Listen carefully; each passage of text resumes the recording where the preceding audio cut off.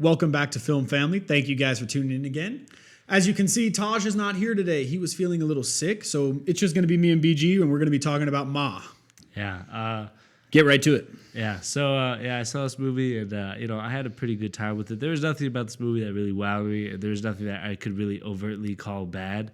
It was just a pretty good movie for me. This movie was produced by Blumhouse, who are like, they're the big kids on the block when it comes to horror movies.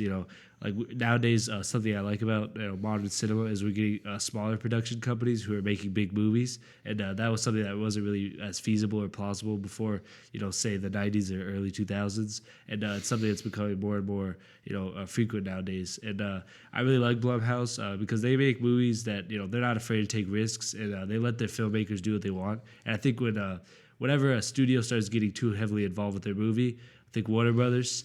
It doesn't really ever, amount to anything great. And so, I really do like when they give their, filmmakers creative freedom because they have trust in their filmmakers. And I think this movie, it's a little weird, but it's an entertaining movie for me. Okay, but would you call it a scary movie? No, I mean, I didn't get scared of this movie. There's about one time where I even slightly was startled. But it is definitely the horror genre. You could probably chalk it down to a thriller. I would actually chalk it down to a thriller. I think, it's subjective when a movie starts becoming thriller or horror. But for me, this movie was actually more of a thriller. Whereas a movie like Get Out, which is also Blumhouse, for me was probably more of a horror. I just based it around the supernatural elements. I think a thriller has more grounded elements, and a horror movie has more, supernatural elements, as I was saying. And, I thought the trailer for this movie was a little, weird. And I thought the trailer for Get Out didn't look great either. And I really liked Get Out. And I didn't like this movie as much as Get Out, but I did like this movie. Yeah, I wasn't a big fan of this movie. I didn't think it was going to be good when I saw the trailers. And I think everything that was good in the movie was in the trailer. I feel like the story was very predictable because you could, as soon as you started seeing that she went to school with everybody, you're like, oh, she's definitely trying to get back at this guy for something. Yeah, the flashbacks for me didn't work in the movie. It was one of those things I wish they could have done in a more creative way to show her torment. Yep. And I didn't think the torment itself either was very mean enough or was strong enough for her to start pulling blood from dogs and murdering people and taking these horrible pictures. For me, something that was a little frustrating. We were talking about this before. This movie reminds us a lot of this movie, The Gift, which came out in 2015, which is it's pretty much the same premise. This guy got bullied as a kid, played by Joel Edgerton, and he comes to who's Jason Bateman and his wife. And he pretty much just torments them. And by the end of the movie, you really kind of do feel sympathy for him because, he got his life ruined. But she didn't really get her life ruined or anything from what I saw. It was just a one-time embarrassing thing. So basically, it was hard for me to feel sympathy for her because I was like, it's kind of on you that you're doing so much based off of one little thing. And yeah, it was mean, but I didn't think for me that really gave enough emotional weight to her character to actually justify her doing some of these atrocities. Well, since we're talking about the flashbacks, I really did like the young Ma. I think she played really well as an actress. Whatever, she had small parts, but I really liked what she did in those small parts. Yeah. When she cried, for example, when she came out of the closet and she realized everybody was there watching her. I thought that was a display of good acting. Yeah, and then this is kind of a small thing, but just going back to The Gift really quick, I did like how Joel Edgerton's character in that movie. No, listen. How he's kind of socially awkward because he got bullied. But Ma in this movie is kind of more outgoing, which means she grew out of her socially awkward shell. And for me, that was kind of an interesting choice that they made, making her become, this kind of not reborn, but sort of a new type of person because of her bullying, while it kind of stayed with the guy whose name is Gordon from The Gift. So that was something that I thought was interesting between those two movies.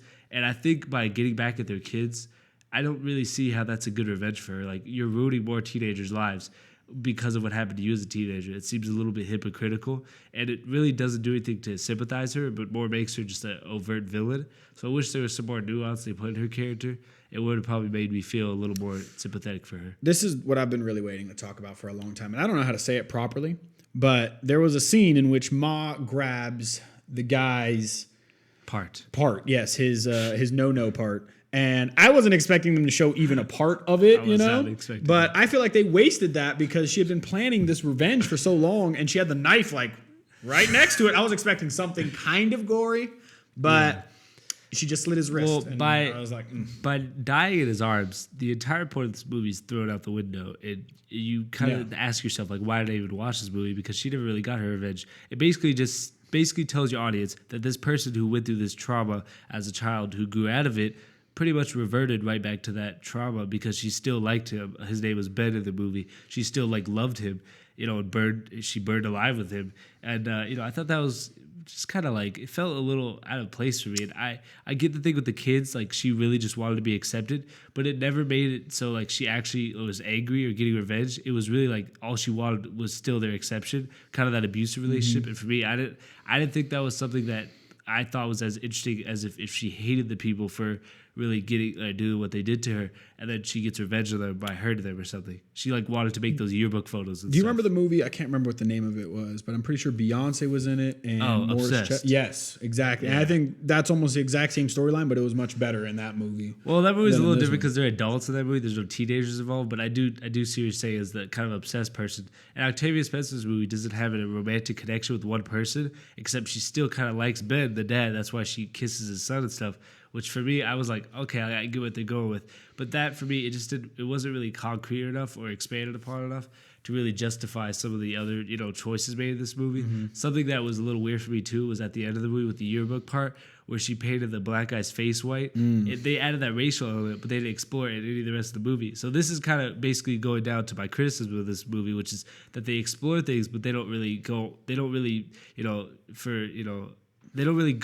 into it as deeply as I think they should, and I don't think they explore it as much as they could. I did think that it probably could have been more interesting, if they explored that a little more with the racial element. And what do you mean more interesting? Because I felt like that was very forced. Like he tried to have a black connection with her, and then they just there's literally like for my memory, there's like one other line of the movie where he says something to her, he's like us got to stick together, right? And like she looks at him kind of weird at the school, and I thought that was kind of like a comedic moment. But like, why would you make her like angry at black people or something when you're not going to explore it for the rest of the movie? Because I thought it would have been interesting if they made it so she got bullied because of her race and she hated them for that or something, but they didn't really explore any of that. So that's goes down to my main thing of this movie, is that they introduced these cool ideas, but they don't really grasp onto it as strongly as they could, and they don't really explore it as deeply as I think they could have. And the one other I think main criticism I had of this movie was the pacing. I think it's really slow at the beginning of the movie for the first 2 acts, and then stuff happens a lot more rapidly. For instance, the scene at the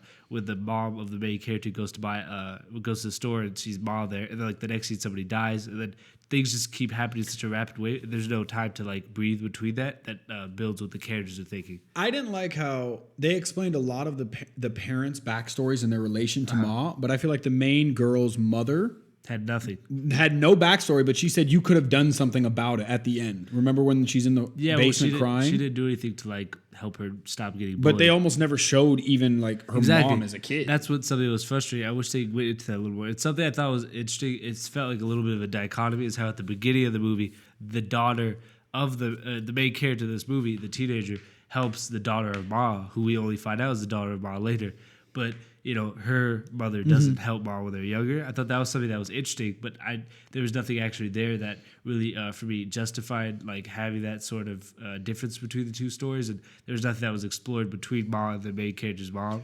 So yeah, and I think they could have gone much darker. I don't know the Ma's name, her real name as an actress. Octavia Spencer. Octavia Spencer. Yeah, I feel like she has shown her acting prowess in so many other movies that she could have definitely gone further. They should have let her go further. Actually, I personally did like her. She was probably my favorite part of the movie. Actually, I thought, her being like kind of outgoing was interesting. Whereas in The Gift, they made him super socially awkward. But I did also like the fact that like she's still really clingy because she has no friends, and her friends are the children of the people who bullied her as younger.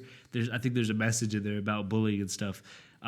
Somewhere in there. I don't know if the script does the best job at portraying it, but and so I wish they got to explore that a little more. But I do think she was probably my favorite part of this movie. I remember kind of laughing at this movie's trailer.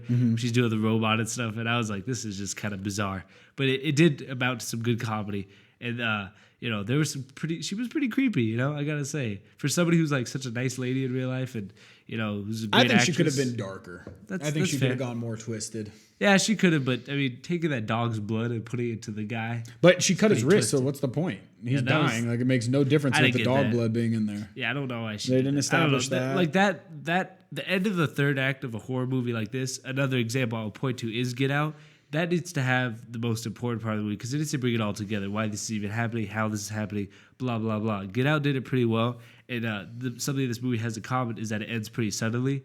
Get Out, the cop picks him up when the movie ends, or the TSA guy. And then in this movie, like the house burns down and it just ends. So I wish they went into a little more like what she's doing up there, because I did like the idea of the veterinarian thing, and the fact that she is a veterinarian, and so she takes these like tranquilizers and gives them to humans and stuff. It's pretty messed up, but I wish they explored that a little more. Yep. And the one other thing that there's a line she has, it's one line, it's at the beginning of the movie when they first go in her basement. She's like, I have one rule, or she's like, I have a couple rules, don't blah blah blah. And she's like, don't spit on my floors. And I was like, oh, is there something in the floors? And there's nothing in there. And I was like, oh, I kind of wish this house was a little more interesting. Like, it was a pretty normal house besides the pictures of, like, the people up in her room. So, yeah. And I think the thing with her daughter, though, there's just a lot of missed opportunities. Yeah, I think that showed that she hated herself because she hated her daughter. She's like, you're looking more like me every day. We're going to have to cut your hair off. So it was showing a self-hatred because she kind of hates herself because she has no friends and stuff. So I do think that was something that could have been explored a little better. But overall, I'd say it was a very surface. They brought a lot of topics to the table, but it was very surface level. Exactly. Right? Yeah. And they didn't really do a good job of digging deeper into that. So yeah, I give this movie a 7 out of 10. There was nothing that really wowed me, but there's nothing, like I said, that was overtly bad or anything. It was an entertaining movie. Yeah, I feel like a 7 is a watchable movie for me. I'd have to give this one a 6. That's because fair. I felt like it was too long, and it was only an hour and a half, hour and 30 minutes, hour and 39. 40, yeah. And I was just... Well, I don't know if it's too long, but I think it spends too much time doing quiet stuff and then spends so little time doing loud stuff when they should have spread that out a little more. Whereas a movie like The Gift does more of the slow burn thing, but puts enough weird stuff in it that keeps you engaged the whole time. So, overall, it's a good movie. And like I said, if you want to watch another movie, it's like this. The movie The Gift's really good. And Obsession. Yeah. But yeah, so overall it's pretty good, and thanks for watching. Like, comment, subscribe. And, we'll see you on the next one.